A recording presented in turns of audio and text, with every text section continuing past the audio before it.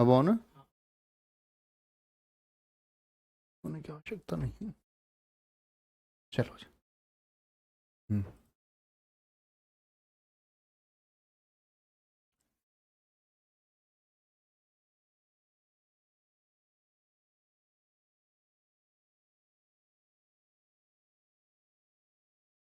Live. जय हिंद दोस्तों, मैं नवीन शर्मा आप सभी का स्वागत करता हूं। आशा करता हूं आप सब एकदम अच्छे हैं, एकदम बेहतरीन हैं। एक बार सारे प्यारे दोस्त बताएंगे आप सब कैसे हैं। उम्मीद करता हूं बहुत अच्छे होंगे, बहुत बेहतरीन होंगे। नीलेश कुमार, शक्तिकांत, नंदकिशोर, दीपक, पूजा, अंशिका, अमित मणि, अंजलि तोमर, राजेश, राहुल, हार्दिक, माधुरी, ज्योत्सना, पप्पू, मिथिलेश, प्रदीप, प्रदीप कुमार, दीपांकर, सारे प्यारे दोस्तों का बहुत स्वागत है। और प्यारे बच्चे, आज हम लोग एक नया टॉपिक शुरू करने वाले हैं जिसका नाम है इम्पोर्टेंट ऑर्गेनाइजेशन। क्या बोलोगे? इम्पोर्टेंट ऑर्गेनाइजेशन हम पढ़ेंगे। ऑर्गेनाइजेशन का मतलब है दोस्त वे सभी संगठन जो क्रियान्वयन के लिए काम करते हैं, यानी कि जो एग्जीक्यूशन के लिए काम करते हैं, जो कंट्रोलिंग के काम करते हैं। ठीक है। जैसे पूरी दुनिया की पुलिस, सबसे बड़ी पुलिस इंटरपोल संगठन है। स्वास्थ्य के लिए, हेल्थ के लिए WHO काम करता है। ठीक है। तो इस तरह के हम सारे के सारे ऑर्गेनाइजेशन इसमें पढ़ेंगे। एक बार थम्स अप करके बताएं, लास्ट चैप्टर मैंने आपको पढ़ाया था नेशनल पार्क, बायोस्फीयर रिजर्व, आपका वाइल्ड लाइफ सेंचुरी और टाइगर रिजर्व। क्या आपने उसको रिवाइज किया है? उम्मीद करूंगा आप हर रोज रिवाइज करते रहेंगे। ठीक है। तो शुरू करेंगे भाई साहब आज के इस चैप्टर को। बड़े ध्यान से सुनेंगे। और आज हम दुनिया का सबसे बड़ा संगठन UNO पढ़ेंगे, बड़े ध्यान से। ठीक है। आइए। तो सबसे बड़ा संगठन है आपका, दुनिया का सबसे बड़ा संगठन संयुक्त राष्ट्र संघ, UNO। अच्छे से नोट्स बनाएंगे और समझेंगे। UNO, क्या आप लोगों ने UNO का नाम सुना है? तो बहुत सारे बच्चों ने सुना होगा, बहुत सारे बच्चों ने नहीं सुना होगा। UNO है क्या दरअसल में? UNO बच्चे पूरी दुनिया में शांति स्थापित करने के लिए एक संगठन बनाया गया कि कभी भी दो देशों के बीच या दो से ज्यादा देशों के बीच कोई डिस्प्यूट होगा तो UNO उसमें पार्ट प्ले करेगा और कहेगा शांति रखो भैया, लड़ो ना। लेकिन क्या सच में ऐसा हो पाता है? देखो, इसकी पहले बैकग्राउंड समझना होगा। बच्चे, दुनिया में फर्स्ट वर्ल्ड वॉर और सेकंड वर्ल्ड वॉर, दो वर्ल्ड वॉर हुए हैं। ये इतिहास का टॉपिक है। 1914 से 18। अभी समझेंगे, अभी लिखेंगे नहीं, सिर्फ मेरी बात पर फोकस करें। अभी पेन साइड रख देंगे। फर्स्ट वर्ल्ड वॉर हुआ तो पूरी दुनिया आपस में लड़ गई। पूरी दुनिया से मतलब है दो तरह से, एक मित्र राष्ट्र बने, एक धुरी राष्ट्र बने। अगर आप बच्चे वर्ल्ड वॉर के बारे में जानना चाहते हैं तो यूट्यूब पर मेरी क्लास है, आप लिख सकते हैं वर्ल्ड वॉर बाई नवीन, तो क्लास आ जाएगी। अभी आप जाने 1914 से 18 पहला फर्स्ट वर्ल्ड वॉर हुआ। दुनिया दो ग्रुप्स में बट गई, आपस में लड़े सब लोग। लेकिन पूरी दुनिया ने देखा कि बच्चा 1 करोड़ लोग इसमें मारे गए फर्स्ट वर्ल्ड वॉर में। 1 करोड़ लोग डेड, 2 करोड़ से ज्यादा लोग घायल थे फर्स्ट वर्ल्ड वॉर में। तो लगा कि कुछ तो ऐसा होना चाहिए जो पार्ट प्ले करके ये बोले कि ये वॉर सही नहीं है, जो इसको रोक पाए। तो प्रथम विश्व युद्ध के बाद 1914-18 में वैश्विक शांति के लिए लीग ऑफ नेशंस, राष्ट्र संघ का गठन हुआ। कब? 1920 को। 1914 से 18 वॉर चला। वॉर के बाद में लोगों की आंख खुली कि कोई ऑर्गेनाइजेशन होनी चाहिए जो ऐसी चीजों को रोक पाए। तो कौन सी ऑर्गेनाइजेशन बनी? लीग ऑफ नेशंस, LON बोलते हैं, लीग ऑफ नेशंस, जिसका हेडक्वार्टर था जेनेवा में। तो ये बनाई क्यों गई थी? बनाया इसको इसलिए गया कि ताकि भविष्य में अगर कोई युद्ध हो तो ये रोक ले। तो क्या इसने सेकेंड वर्ल्ड वॉर को रोका? यस और नो? तो आप कहेंगे भैया ये नहीं रोक पाया। सेकेंड वर्ल्ड वॉर 1939 से 1945 तक चला, यानी इसके बनाने के पीछे जो मकसद था वो तो विफल हो गया। ऐसा नहीं था, बहुत सारे शांति समझौते लीग ऑफ नेशंस ने बहुत सारे देशों के बीच कराए। बैकग्राउंड समझ में आया? फर्स्ट वर्ल्ड वॉर के बाद में क्या बनता है? League of Nations. क्या वो कामयाब रहा? नहीं जी, सेकंड वर्ल्ड वॉर तब भी हुआ। अब सेकंड वर्ल्ड वॉर के बाद भी फिर सोचा कि कोई ऑर्गेनाइजेशन होनी चाहिए। बहुत अच्छे, आप लोग चीजों को समझ पा रहे हैं, सबका आंसर नो आ रहा है, वेरी गुड। अब आते हैं UNO।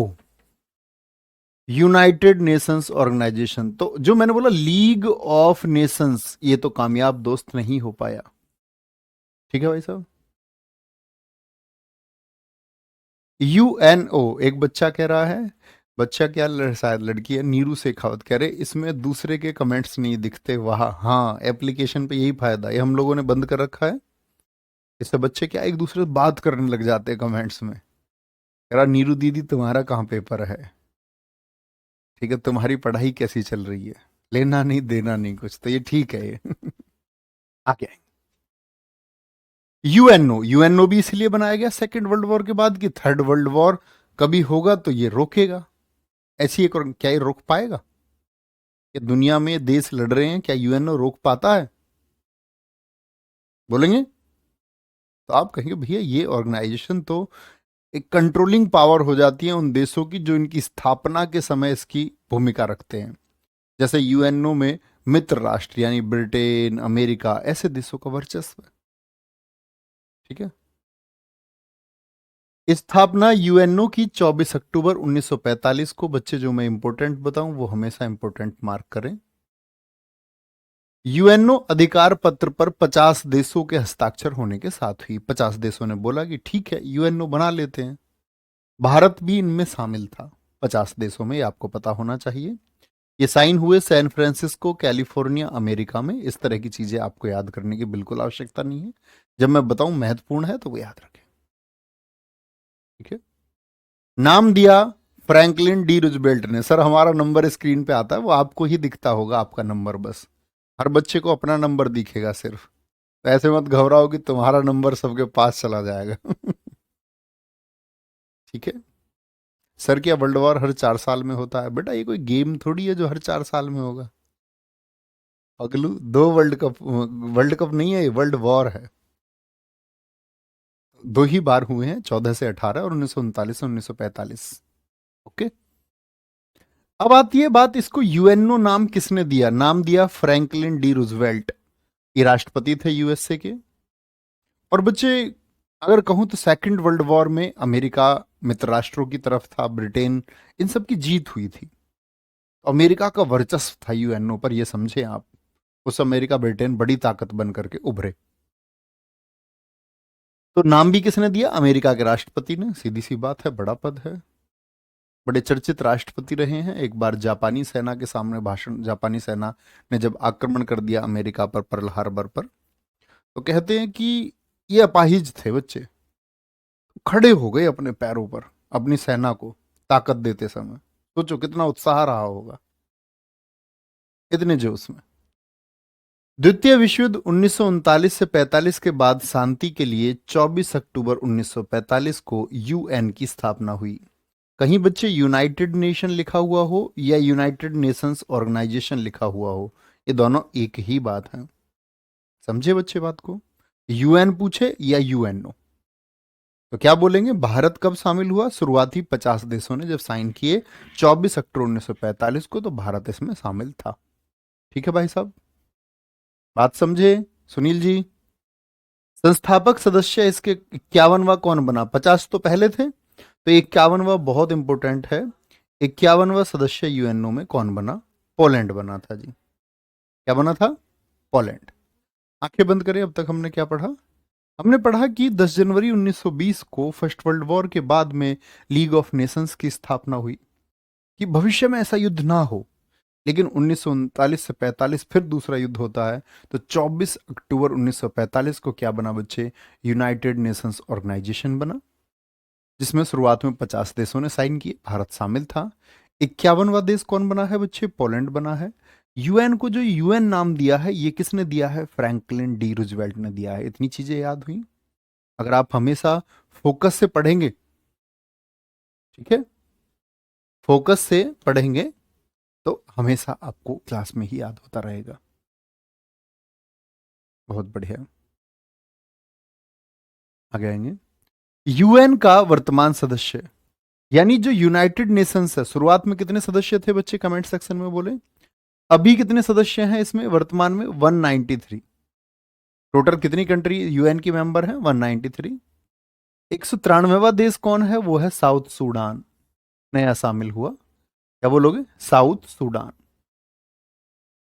हेडक्वार्टर कहाँ होगा भैया इस यूएन का? कहीं से तो ये ऑपरेट करता होगा। तो यूएन का जो मुख्यालय है वो न्यूयॉर्क है, और न्यूयॉर्क में एक जगह है मैनहट्टन द्वीप। द्वीप समझते हो ना, आइलैंड जो पानी से घिरा हुआ रहता है। तो ये एक जमीन थी, एक उद्योगपति थे आपका, बहुत बड़े दानी रहे हैं दुनिया के, अमेरिका में रॉकफेलर, जैसे वॉरेन बफेट, हमारे देश में रतन टाटा जी, ये बड़े दानी लोग रहे हैं। ऐसे ही एक दानी थे अमेरिका के, डी रॉकफेलर, जिन्होंने बोला कि इस अच्छे काम के लिए कि दुनिया में शांति स्थापित होगी, ये जमीन मैं दे देता हूं। अच्छा, कब बनकर तैयार हुआ?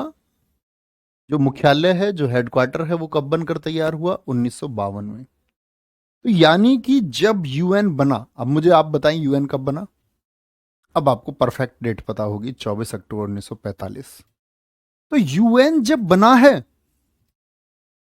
तब उसके पास अपना हेडक्वार्टर नहीं है। हेडक्वार्टर 7 साल के बाद बना है, 1952 में बना है। ठीक है, कोई दिक्कत जी? कोई परेशानी? बच्चा मनीष कुमार क्लास में ध्यान लगाएं, रिक्वेस्ट है प्लीज। आप सिलेक्शन से दूर चले जाएंगे। सर क्या आप दिल्ली पुलिस में 50 में से 50 क्वेश्चन बना सकते हैं? नहीं, मैं बिल्कुल नहीं बना सकता भाई। लेकिन आप उस बात को क्यों पूछ रहे हैं? प्लीज फोकस करेंगे सारे बच्चे। राहुल यादव जी कह रहे हैं सर इसमें 51 सदस्य ही क्यों? बच्चे, शुरुआत में जब कोई मुहिम चलती है तो पूरी दुनिया थोड़ी, पूरी दुनिया, मैंने बोला ना, पूरी की पूरी दुनिया दो पक्षों में बटी हुई थी, मित्र राष्ट्र, धुरी राष्ट्र। उसके लिए वर्ल्ड कप को जब बच्चे कुछ ध्यान रखते हैं तो वर्ल्ड वॉर याद रखना है, वर्ल्ड वॉर की स्टडी आपको करनी होगी।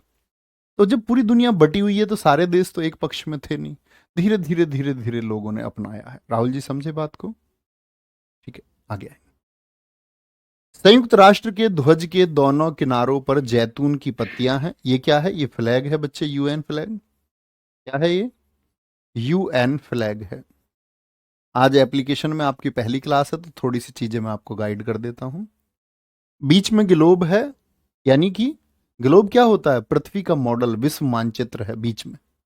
तो जैतून की पत्तियां बड़ा पूछा जाता है। यूएन फ्लैग पर कौन से वृक्ष की पत्तियां हैं? तो जैतून की पत्तियां हैं।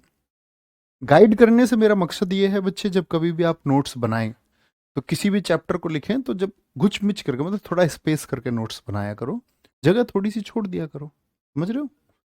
ऐसा नहीं है कि भाई जगह छोड़नी रखी, लगातार लिखते जा रहे हो। तो टॉपिक लिखें तो थोड़ा सा जगह छोड़ के चलें, रिवीजन जरूर करें। और आपको मैं एक चीज के लिए गाइड कर दूं, कभी आप समझे कि भैया क्या टफ है वास्तव में सिलेक्शन लेना, नहीं। आप घबराते रहते हैं इसीलिए टफ हो जाता है, टफ बिल्कुल नहीं। क्योंकि थोड़ा सा अनुभव मेरा ज्यादा होगा, ये समझेंगे आप। मैं एसएससी का एस्पायरेंट भी रहा हूं, परीक्षा भी मैंने पास करी है। तो अनुभव ज्यादा होने की वजह से मैं आपको एक बात बताता हूं कि कंपटीशन बहुत ज्यादा नहीं होता, बात है कि आपका डेडिकेशन कितना है। जैसे मैं कमेंट सेक्शन में उन बच्चों को गाइड करना चाहता हूं जो भटके हुए बच्चे हैं। बहुत सारा बच्चा ऐसा होता है कि हम यूएन पढ़ रहे हैं, एक बच्चा तो ये है जिसका ध्यान पूर्ण रूप से मेरी बातों पे है, एकदम से फोकस करके। सिलेक्शन बच्चे बहुत आसान है। एक बच्चा किसी अनयूजुअल कमेंट को लगातार कॉपी पेस्ट कर रहा है, ये दर्शाता है कि वो बच्चा बिल्कुल भी सीरियस नहीं है, और वो बच्चा शायद उसको जरूरत नहीं होगी नौकरी की, तो इसीलिए वो ऐसा करता होगा। तो मैं अच्छे छात्रों से अपील करता हूं कि आप कभी ऐसे प्रयास में मत लगना, अनयूजुअल चीजों में मत लगना, क्योंकि आपका टाइम बहुत इंपॉर्टेंट है। अगर बच्चा आप कहीं और खुद को इंडल्ज करोगे, भटकाओगे, तो सिलेक्शन शायद आपका हो लेकिन बहुत देरी से होगा, और शायद ना भी हो। अनयूजुअल इधर उधर की कोई बात नहीं करनी है। और आप कम से कम ये बताओ मुझे, 12वीं पास हो या नहीं हो? ग्रेजुएट हो गए, 12वीं पास हो गए, तो अगर आप 12वीं पास दोस्त हैं, सीजीएल वाले बच्चे भी सुनते रहो मेरी बात, तुम ग्रेजुएट हो, तुम अगर 12वीं पास हो, तो अगर तुम कुछ जानते हो, इंटरनेट चलाना जानते होगे। हाँ जी भैया, फेसबुक पे हमने बहुत कुछ सर्च किया है, जिसको हमको ढूंढना होता है हम ढूंढ लेते थे उसको फेसबुक पर फोटो देख देख के। तो बच्चा, अगर आप 12वीं पास हो, कोई जानकारी आप चाहते हैं कि आपको मिले अलग, तो रिसर्च करिए, खुद को प्रूव करिए आप 12वीं पास हैं। एलोन मस्क किताबें पढ़ पढ़ करके इस देश का सबसे अमीर आदमी बन गया। कोई फॉर्मल एजुकेशन नहीं है, कोई रॉकेट साइंस नहीं पढ़ा है, किसी यूनिवर्सिटी में नहीं, कहीं डिप्लोमा नहीं, कोई ट्रेनिंग नहीं, सिर्फ किताबों से, सिर्फ इंटरनेट से, पढ़ पढ़ के इंटरनेट से जानकारी इकट्ठा कर करके आप कर सकते हैं। बात समझ में आई मेरी? इसके अलावा इस बैच में कोई अनयूजुअल बातें करेगा, मैं किसी का रिप्लाई नहीं करूंगा। अच्छे डाउट्स का बहुत वेलकम है, ठीक है? उम्मीद करूंगा आप खुद को भटकाएंगे नहीं और एकदम से सही चलेंगे। आगे संयुक्त राष्ट्र, ये समझ गए बच्चे? नेक्स्ट टाइम, क्योंकि आपका भविष्य है बच्चे, इस पे जब आपका सिलेक्शन नहीं होगा तो आप ही रोओगे, क्योंकि आपके रोने की आवाज ना मुझ तक पहुंचेगी, और वो दुख सिर्फ आपका होगा। इसीलिए वो रोने वाली स्थिति मत आने देना। कोई नहीं समझेगा, आप दुनिया को लाख तरह से समझाओगे कि आपका सिलेक्शन क्यों नहीं हुआ, कोई नहीं समझेगा। No one. आएंगे संयुक्त राष्ट्र की भाषाएं कौन कौन सी हैं, किन लैंग्वेजेस में ये काम करता है? अंग्रेजी और फ्रेंच। तो अच्छे बच्चे कमांड मोड पर आ जाएं जब तक बैच खत्म होता है, अपने आप को एकदम एक्टिवेट, एकदम एनर्जेटिक रखिए। संयुक्त राष्ट्र की कौन कौन सी लैंग्वेज है? अंग्रेजी और फ्रेंच। और कौन कौन सी भाषाएं हैं इनकी? इनको बोलते हैं बच्चे कार्स। चीनी, अरबी, रशियन और स्पेनिश। तो ये भाषाएं। अब बोले जी हिंदी नहीं है क्या, तो ये मूर्खता वाला सवाल होगा। हिंदी नहीं है जी क्या, उर्दू नहीं है जी क्या, तो ये मूर्खता वाले क्वेश्चन हो जाते हैं, ठीक है? तो ये क्या है? ये बच्चे यूएन की लैंग्वेजेस हैं जिनमें काम होता है अंग्रेजी और फ्रेंच। और अन्य मान्यता प्राप्त, क्योंकि यहाँ के लोगों की संख्या ज्यादा, भैया हिंदी भी होनी चाहिए, हिंदी की संख्या भी ज्यादा है। तो बच्चे दरअसल में भारत का प्रतिनिधित्व यूएन में भारत का दबाव बहुत ज्यादा नहीं रहा, ठीक है? संयुक्त राष्ट्र चार्टर, इसमें चैप्टर कितने हैं? इसमें 19 अध्याय हैं। कितने अध्याय हैं भैया? अध्याय कैसे? जैसे आप किताब पढ़ते हैं तो उसमें कुछ चैप्टर होते हैं। तो जब कोई ऑर्गेनाइजेशन चल रही है तो उसके कुछ प्रोटोकॉल होंगे, कुछ रूल होंगे। और वो रूल क्या किसी आदमी को याद होंगे? नहीं जी, किसी बुक में लिखे हुए होंगे। क्या बोलेंगे? 19। कुल अनुच्छेद है 111। कुल अनुच्छेद क्या है? 111। मतलब आर्टिकल। हमारे संविधान में कितने अनुच्छेद होते हैं, जरा बताएं फटाफट से। अभी तो संशोधित हो करके भैया 450 के आसपास पहुंच चुके, लेकिन संख्या कितनी बोलेंगे? 395। तब तो बोलना 395 पड़ेगा, ठीक है? बहुत बढ़िया लक्ष्मी पांडे जी, बहुत सही लिखा है एकदम से, वेरी गुड। अच्छा ठीक है अमित भाई।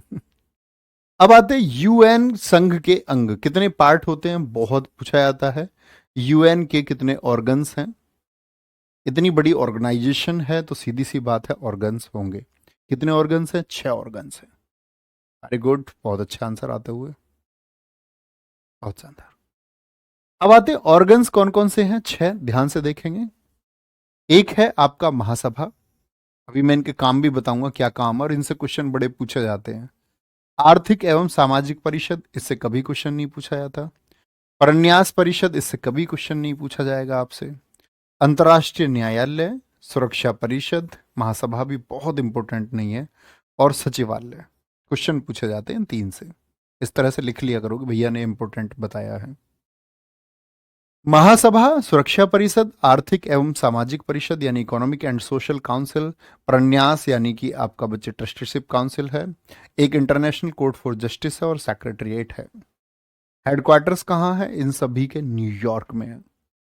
अभी मैंने आपको बताया था कि भैया यूएन का हेडक्वार्टर कहाँ पर है, तो आप कहेंगे भैया मैनहट्टन द्वीप न्यूयॉर्क में, आपने आज ही बताया था। क्या कहेंगे भाई साहब? न्यूयॉर्क में।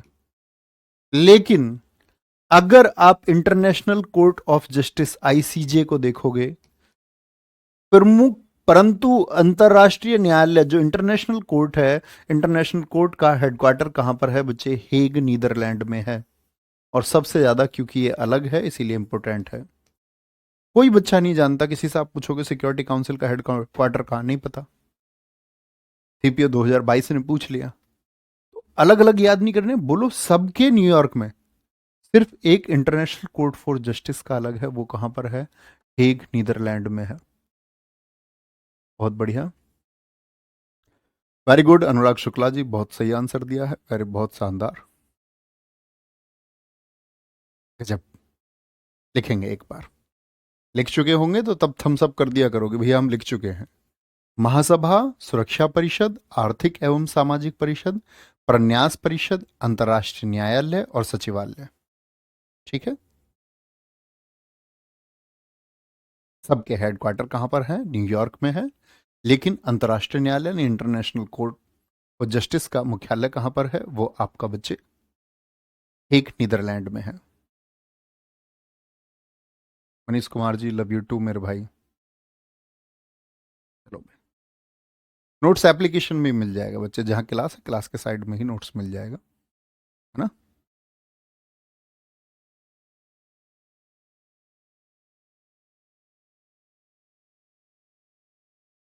हॉलैंड कह सकते हैं, हॉलैंड पुराना नाम था बच्चे नीदरलैंड का। आदित्य कुमार जी, हॉलैंड का नाम, ये हॉलैंड पुराना नाम था, ठीक है। अभी नीदरलैंड इसका नाम हो गया है, कह सकते हैं। आइए जी, अब जो इसके 6 पार्ट हैं इनको ध्यान से समझेंगे, क्या महत्वपूर्ण जानकारी है वो देखेंगे। एक मैंने बोला आपसे जनरल असेंबली, क्या बोलोगे? जनरल असेंबली, स्पेलिंग देख लिया करो, इंग्लिश तुम्हारा सब्जेक्ट भी है, ध्यान देना है उस पर भी। उपनाम विश्व की लघु संसद, स्मॉल पार्लियामेंट ऑफ वर्ल्ड, क्योंकि बहुत सारे निर्णय महासभा, क्योंकि यूएन सबसे बड़ा संगठन है तो महासभा में डिसीजन लिए जाते हैं। उपनाम विश्व की लघु संसद है। प्रत्येक देश महासभा में अपने 5 प्रतिनिधि भेज सकता है, परंतु वोट सिर्फ एक होता है। यानी लोग कितने जा सकते हैं आपका? आप कहेंगे भैया लोग चले जाएंगे 5। कितने लोग चले जाएंगे भैया? 5 लोग चले जाएंगे। ये तो सिर बन गया हाथ की जगह, कोई नहीं, कुछ भी बने, आप समझे बात को। 5 लोग जाएंगे किसी देश की तरफ से, लेकिन वोट क्या काउंट होगा इन 5 का? एक वोट काउंट होगा। और वोट क्यों देते, क्यों है भैया? हम तो प्रधान चुनने के लिए वोट देते आए हैं, विधायक, एमपी चुनने के लिए, सांसद चुनने के लिए, ये क्यों वोट देते? ये वोट दी जाती है बच्चे यूएन के जो देश मेंबर हैं वो किसी मुद्दे पर वोट करते हैं। जैसे मान के चलो हम बोले कि पाकिस्तान में कुछ आतंकवादी संगठन चल रहे हैं, उनको खत्म करने के लिए प्रस्ताव पारित किया जाना चाहिए, तब वोट करेंगे तो एक एक वोट काउंट होगा हर देश का। ठीक है। बैठक इसकी हर साल होती है, सितंबर के तीसरे मंगलवार से दिसंबर के मध्य तक होती है। ये बिल्कुल याद करने की जरूरत नहीं है। इसमें एक अध्यक्ष होता है जो प्रेसिडेंट होगा, 21 उपाध्यक्ष होंगे और 7 कमेटीज होती हैं इसमें। उनके अध्यक्षों का चुनाव कौन करती है? वो महासभा ही करती है। अध्यक्ष कौन चुनेगी? महासभा चुनेगी। 21 उपाध्यक्ष भी कौन चुनेगी? महासभा चुनेगी। 7 कमेटी होंगी जो अलग अलग, उनके जो अध्यक्ष होंगे उनको भी जनरल असेंबली ही चुनती है। यानी चुनाव के बहुत सारे काम कौन करती है? वो जनरल असेंबली करती है। सबसे बड़ा ऑर्गन है ये, सबसे ज्यादा काम देखता है। ठीक है, रोज के काम नहीं देखता, रोजमर्रा के काम मैं आपको बताऊंगा, वो सेक्रेटरीट देखता है। बहुत बढ़िया जी अभिषेक, मैं एक एक शब्द को बता सकता हूं, बहुत शानदार, यही कॉन्फिडेंस बच्चों के अंदर चाहिए। चलो जी आगे, बहुत बढ़िया, बिल्कुल ठीक लिख रहे हैं मनीषा सिंह, बहुत शानदार। कोई दिक्कत? बहुत शानदार। मन्नू बच्चे 3 बजे वाला प्रैक्टिस सेट आता है, उसको देखा करो। महासभा उपनाम विश्व की लघु संसद, प्रत्येक देश 5 प्रतिनिधि भेज सकता है। वोट कितना होगा? एक होगा। बैठक सितंबर से दिसंबर तक चलती है। एक अध्यक्ष, 21 उपाध्यक्ष और 7 कमेटीज के अध्यक्ष का चुनाव कौन करेगा? वो महासभा करता है। ठीक है जी, वेरी गुड। अच्छा, और क्या काम है इस महासभा के? भैया अपना अध्यक्ष चुनेगा, ठीक है, जान लिया हमने। प्रेसिडेंट, वाइस प्रेसिडेंट चुनेगा, ये भी जान लिया। 7 कमेटीज है, उनके प्रेसिडेंट भी चुनेगा, जान लिया। और मेजर काम कौन कौन से हैं? बजट तैयार करना। बजट, तुम्हारे घर का बजट होता है ना, तो भाई जब कोई ऑर्गेनाइजेशन चल रही है तो उसका खर्चा नहीं होता होगा कोई, तो पैसा कहाँ से आता होगा? तो जो इसके एसोसिएट कंट्रीज हैं वो कुछ हिस्सा देते हैं, भारत भी देता है, अमेरिका सबसे ज्यादा पैसा देता है, ब्रिटेन पैसा देता है। तो जो इसमें सदस्य हैं वो पैसा देते हैं, ऐसे बोलते हैं ना, अपने कैपेसिटी के हिसाब से। तो जो बजट तैयार करना है, भाई खर्चे किस तरह से होंगे और कहां होंगे? भैया क्या 5 लोग ही भेजने जरूरी है? नहीं, अंतिम शर्मा जी, आप चाहे 4 लोग भेजें, आप चाहे अपना आदमी भेजे ही नहीं यूएन में, आप चाहे वोट करें ही ना। अभी रूस यूक्रेन वाले पे क्या हुआ? भारत ने नहीं किया वोट। समझ रहे हैं आप? तो जरूरी नहीं है कि वोट करना ही है। बजट हर दूसरे वर्ष महासचिव द्वारा पेश किया जाता है। कौन करेगा? Secretary general. ये मैं इनके बारे में बताऊंगा अभी थोड़ी देर में। नए सदस्य अगर कोई देश, मान के चलो 193, अभी 194वां सदस्य देश शामिल होगा, तो क्या बोलोगे? वो काम कौन देखेगा? महासभा। और ये जो महासचिव हैं, इसकी नियुक्ति भी कौन करेगा? सुरक्षा परिषद की सिफारिश होगी। सिक्योरिटी काउंसिल बोलेगा कि इस आदमी को बनाना है आपको महासचिव, और ये बना देंगे। समझे जी? बहुत बढ़िया। हाल ही में संयुक्त राष्ट्र महासभा के 77वें अध्यक्ष, मोस्ट इंपोर्टेंट, आपकी परीक्षा में सबसे ज्यादा पूछे जाने के चांसेस हैं, जो यूएन जनरल असेंबली के अध्यक्ष हैं, वो कसाबा कोरोशी बने हैं। ये रहे साहब। 76वें थे अब्दुल्ला शाहिद। ये याद करने की आवश्यकता आपको नहीं है, बस जान लीजिए। किसकी जगह ले ली इन्होंने? अब्दुल्ला शाहिद की जगह ले ली कसाबा कोरोशी ने। ठीक है जी। और क्या बन गए? आपका जनरल असेंबली के अध्यक्ष बन गए। बहुत बढ़िया। मनीषा सिंह कह रही है सर बजट आर्टिकल 112, हाँ, पॉलिटी में वार्षिक वित्तीय विवरण जिसको हम कहते हैं, देश का बजट अनुच्छेद 112 में बताया गया है। लेकिन ये बजट नहीं है आर्टिकल 112 में, यूएन का बजट है। बहुत बढ़िया। कर्णदेव शर्मा कह रहे कल सर 3 बजे यूट्यूब पर 100 बजे, 100 बजे क्या 100 क्वेश्चन? अच्छा हाँ, कल 3 बजे 100 क्वेश्चन का टेस्ट होगा। बहुत बढ़िया जी। आप सब भी जुड़ना उससे। 3 बजे यूट्यूब पर एक प्रैक्टिस सेट होता है, उसकी आदत डालिए, आप भी जुड़िए उसमें। अब तक 9 प्रैक्टिस सेट हो चुके हैं। ठीक है, कोई दिक्कत? आगे आएंगे, वे ना पढ़ेंगे आएगा आगे बच्चे।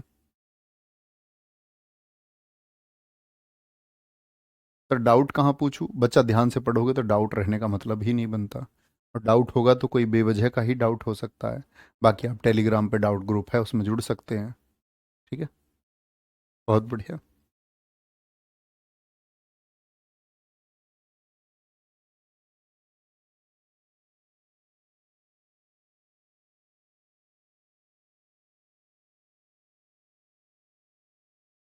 वेरी गुड,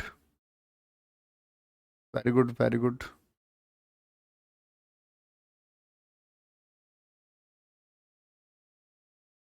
कोई दिक्कत जी भाई साहब? आगे आए। नेक्स्ट। अब आता है दूसरा ऑर्गन। अभी बच्चे हमने पढ़ा था किसको? जनरल असेंबली को, महासभा को। जनरल असेंबली जिसको हम बोलते हैं महासभा। ठीक है। महासभा मुख्य रूप से आप क्या समझे, अब क्या काम करती है? आप कहेंगे भैया जब अध्यक्ष चुना जाएगा, नए सदस्य शामिल होंगे, बजट तैयार होगा, या महासचिव की नियुक्ति होगी, ये सब कौन करता है? ये हमारा जनरल असेंबली करती है, महासभा करती है। महासभा के अध्यक्ष कौन है? कसाबी करोजी हैं। बहुत बढ़िया Gunjan Sharma ji, very good, very good. चलो संकेत कुमार जी को ब्लॉक कर दिया जाए, इनका कोर्स बंद करवाएं, और इनके पैसे इनको वापस दे दे। पैसे वापस मत देना इनको, कोर्स बंद करवा दो, मतलब कमेंट ब्लॉक करा दो, सॉरी, कोर्स बंद मत कराओ, पढ़ लेंगे। कह रहे सर जी गर्लफ्रेंड से बात करें या ना करें, ये पूछने के लिए बैच लिया है इन्होंने। अब तुम इतने पागल क्यों हो? अबे मूर्ख हो, तुम्हें अगर यही बात समझ में नहीं आई तो तुम उससे बात करते क्या हो फिर? सिक्योरिटी काउंसिल, सुरक्षा परिषद, जीवन में अपने आप पता चल जाएगा बात कर रहे हैं या ना करें। आगे आने वाले टाइम में अपना आप पता चल जाएगा। और नाम भी रख रखा तुमने गर्ल फ्रेंड। सीधी सी बात है, इज्जत तो तुम करते नहीं हो, और इज्जत नहीं करते तो बातें क्या करते होगे? इज्जत वो भी तुम्हारी नहीं करती होगी। आएंगे भाई साहब। सिक्योरिटी काउंसिल, उपनाम दुनिया का पुलिसमैन। और अभी मैंने क्या बताया था? विश्व की लघु संसद किसको बोलते हैं? जनरल असेंबली को कहते हैं। कुल सदस्य कितने होते हैं सुरक्षा परिषद में? 15। बहुत इंपॉर्टेंट है बच्चे। सिक्योरिटी काउंसिल में कुल कंट्रीज कितनी है? 15 है। 15 में से अस्थाई, नॉन परमानेंट, क्या बोलोगे, ये कैसे हैं? नॉन परमानेंट हैं। नॉन परमानेंट यानी अस्थाई हैं। और जो अस्थाई होता है वो 2 साल के लिए चुना जाता है, 2 ईयर के लिए, ताकि सब देशों को मौका मिलता रहे।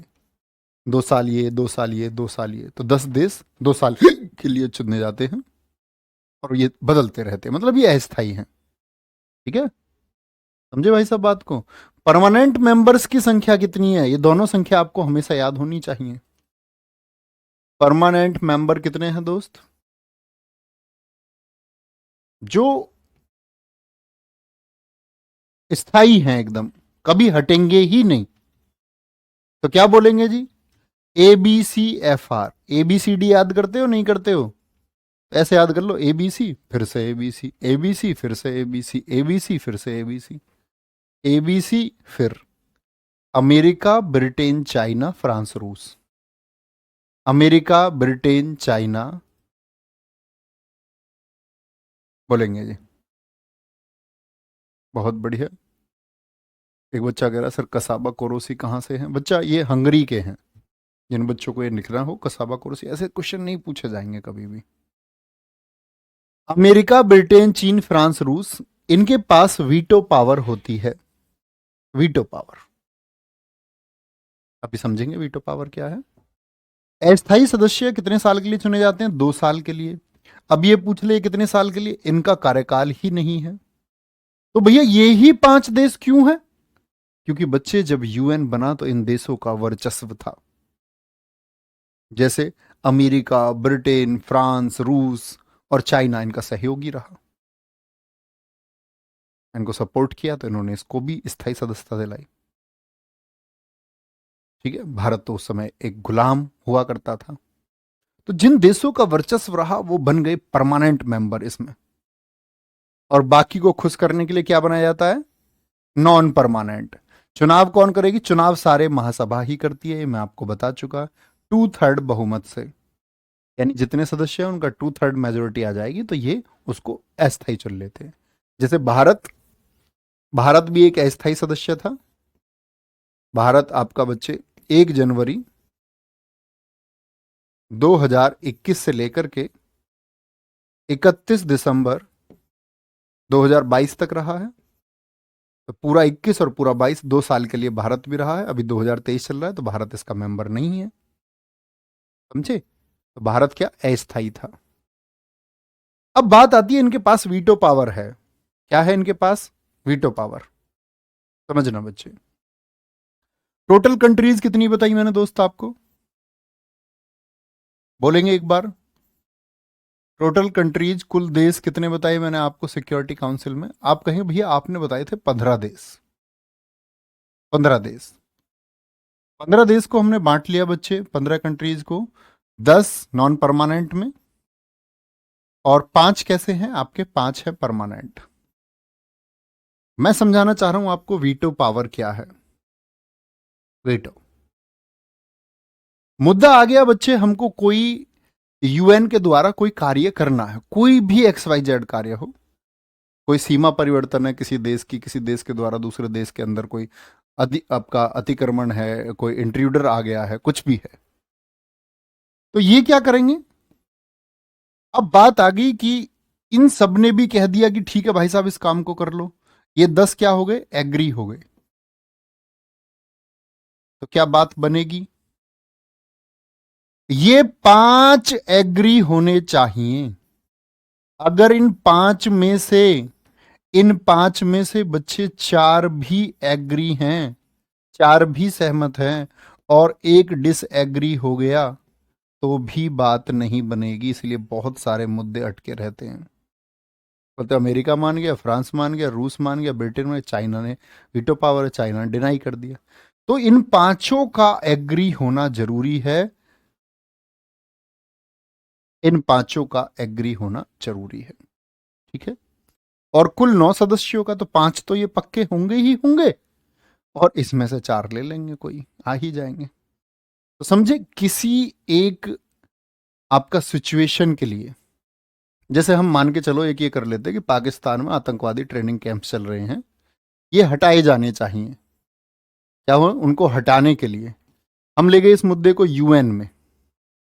यूएन में ये मुद्दा गया कि ट्रेनिंग कैंप्स वहां से हटने चाहिए आतंकवादियों के। तो 4 देशों ने बोल दिया कि ठीक है, हटा लो हटा लो हटा लो हटा लो। चाइना ने कह दिया मत हटाओ।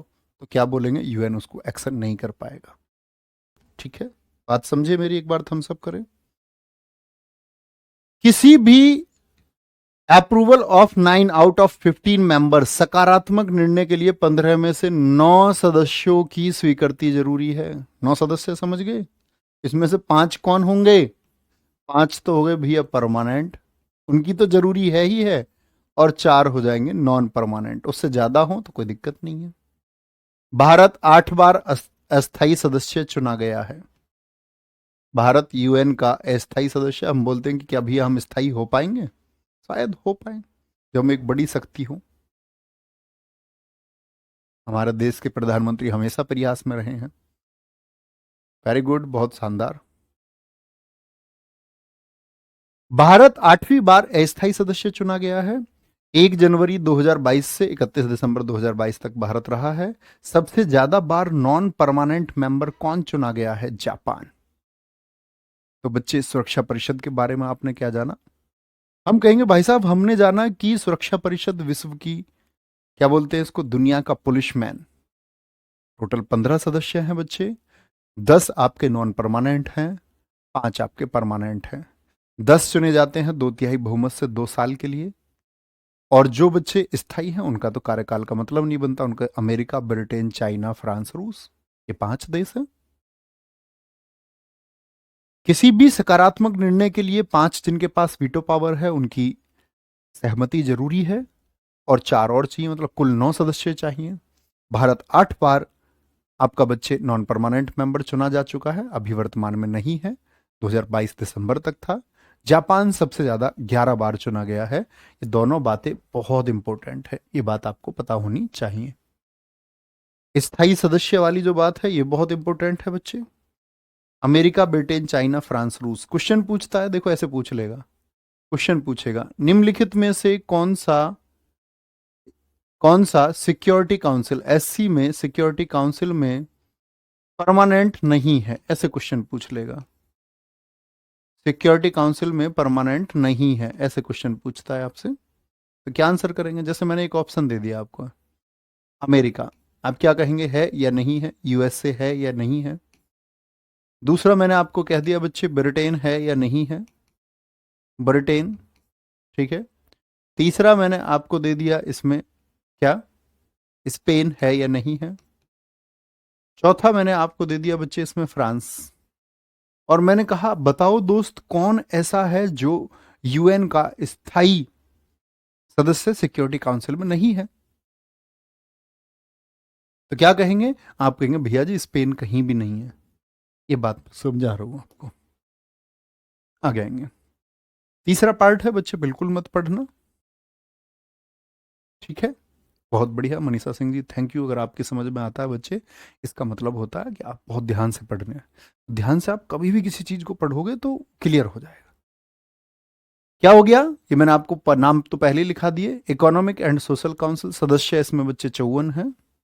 कि भाई सामाजिक तरीके से सोचते हैं, आर्थिक तरीके से क्या काम होने चाहिए। कार्यकाल 3 साल के लिए चुना जाता है, ये जो भी सदस्य होगा। सदस्य बैठक इसकी साल में 2 बार होती है बच्चे, बिल्कुल पढ़ने की आवश्यकता नहीं है, क्रॉस लगा लें बस, कभी ऐसे ही एक आध बार आप पढ़ लेना। जिस चीज को मैं कह दूं ये महत्वपूर्ण नहीं है। बहुत बढ़िया। एक बच्ची कह रही है सर लड़कियों के लिए कितनी डिफिकल्टी है लाइफ में, इस बारे में बोलिए।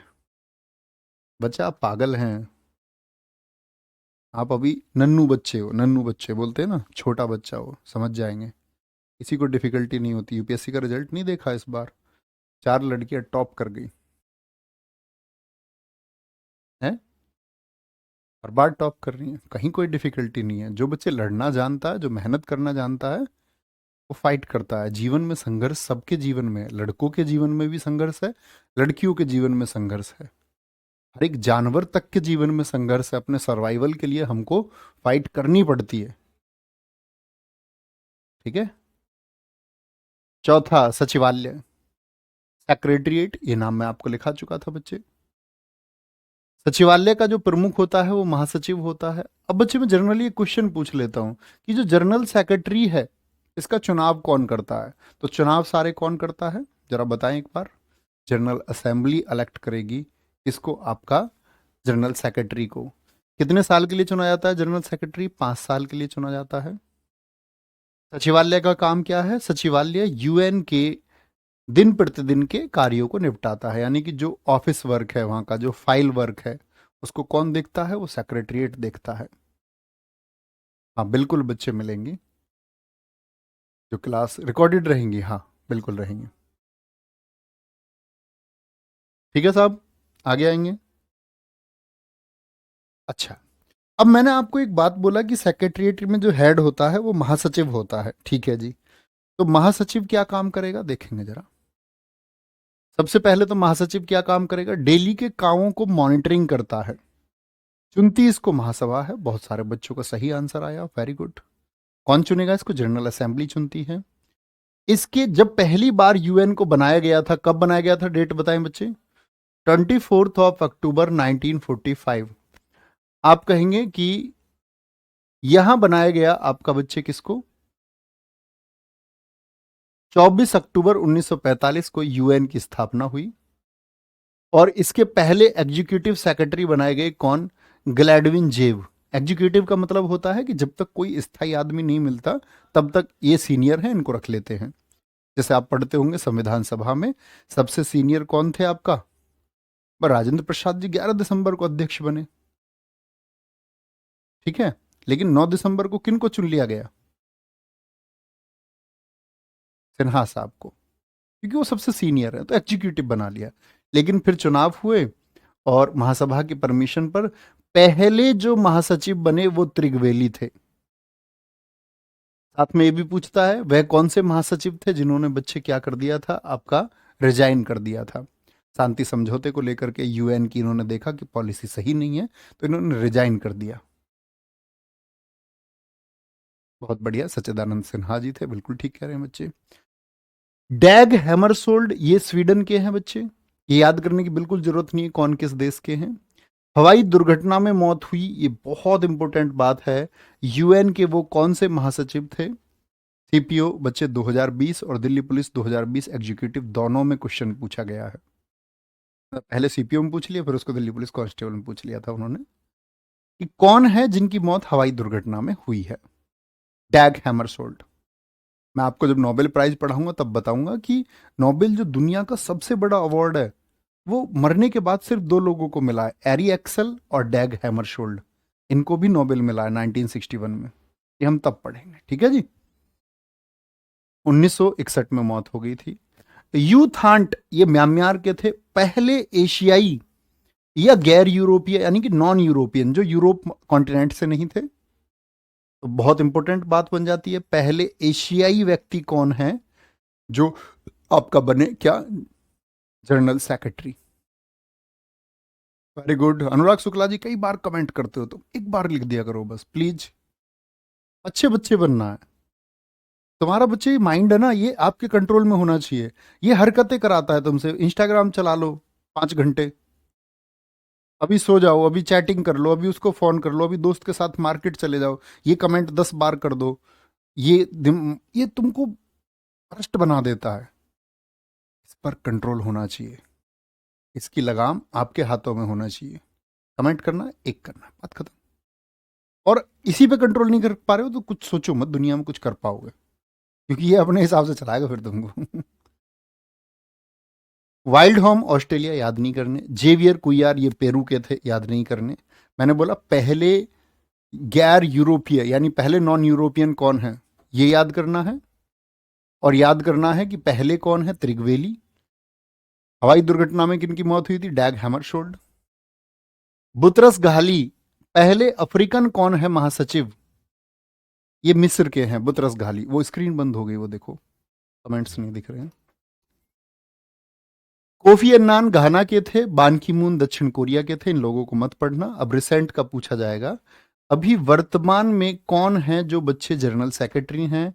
तो एंटोनियस गुटेरस हैं जो पुर्तगाल के हैं, ये वर्तमान महासचिव हैं। ये कौन है वर्तमान में बच्चे करंट में जनरल सेक्रेटरी हैं? तो बात समझे, पहले कौन है? त्रिगवेली, नॉर्वे से।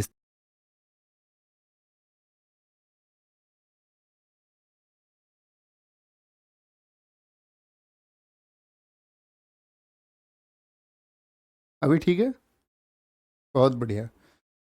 बच्चे अभी बताएंगे क्या मेरी आवाज आप लोगों तक पहुंच रही है? एक बच्चा कह रहा माँ मुझे कुछ दिखाई नहीं दे रहा माँ। कुछ बच्चे इंटरनेट इशू हुआ होगा, एक बार बताएंगे। अभी मेरी आवाज पहुंची? मैं फिर से रिपीट कर देता हूँ एक बार। जो मैं पढ़ा रहा था आपको, जनरल सेक्रेटरी कौन थे? पहले त्रिगवेली थे बच्चे, जिन्होंने क्या कर दिया था, आपका इस्तीफा दे दिया था। पहले एग्जीक्यूटिव कौन बनाए गए थे? ग्लैडविन जेब बनाए गए थे।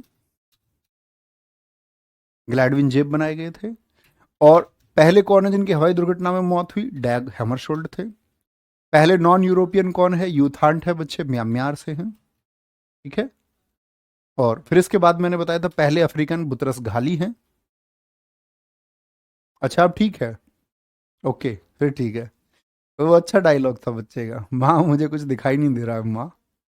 एंटोनियो गुटेरस ये पुर्तगाल के हैं, ये वर्तमान में महासचिव हैं। ये क्लास रुकने की वजह से ही मैंने फिर से बताया है। और अब मैं बता रहा था आपको इंटरनेशनल कोर्ट फॉर जस्टिस, ये 2 मिनट का टॉपिक था, लेकिन अभी टाइम हो चुका है, कल कंटिन्यू करेंगे यहाँ से। बस बच्चे खुद से एक प्रॉमिस करना, जो बात मैंने तुमसे बोली है, कि आप फॉलो करिए मुझे और ब्लाइंडली फॉलो करिए। ठीक है। और होगा क्या इससे, कि मैं आपसे बोलूँ ये चीज़ें महत्वपूर्ण है, वो पढ़नी है, क्योंकि बच्चे कम्पिटेटिव एग्जाम में पता होना चाहिए कि पढ़ने के साथ साथ में छोड़ना क्या है, वो सबसे ज़्यादा ज़रूरी है। हमको पता होता है पढ़ना क्या है, लेकिन हमको कभी ये नहीं सिखाया जाता हमको छोड़ना क्या है, इसीलिए हम पीछे रह जाते हैं इस एग्जाम में। तो ख्याल रखिए। और बच्चा कभी भी क्लास में आए बिगर रिवीजन के नहीं आओगे। और जो चीज़ें मैं आपको एक बार बता चुका हूँ वो बार बार नहीं बताऊंगा, क्योंकि मैं मानता हूँ कि अच्छा स्टूडेंट एक बार में ही चीज़ों को फॉलो कर लेता है, और जो बेकार स्टूडेंट है उसकी शिकायतें कभी ख़त्म नहीं हो सकती। ठीक है। और वो खुद को ही नहीं समझ पाता, वो बाकी सब किसी को क्या समझेगा। तो वो इधर उधर की बात करता रहेगा, भैया मैं गर्लफ्रेंड मेरी, भैया किताब, मेरे घर में ये परेशानी, भैया मेरे पास खाने को नहीं है, ये नहीं है। अच्छा छात्र देखता है कि मेरा जीवन बदलेगा इस शिक्षा से। Education is the most powerful weapon. बात आपको समझनी होगी। इसके लिए बच्चा जितना इन्वेस्ट कर सकते हो अपना टाइम, जो कुछ भी वो करिए। और अपना ख्याल रखिए बहुत सारा। Bye bye, take care. जय हिंद, जय भारत, जय मां सरस्वती। Thank you.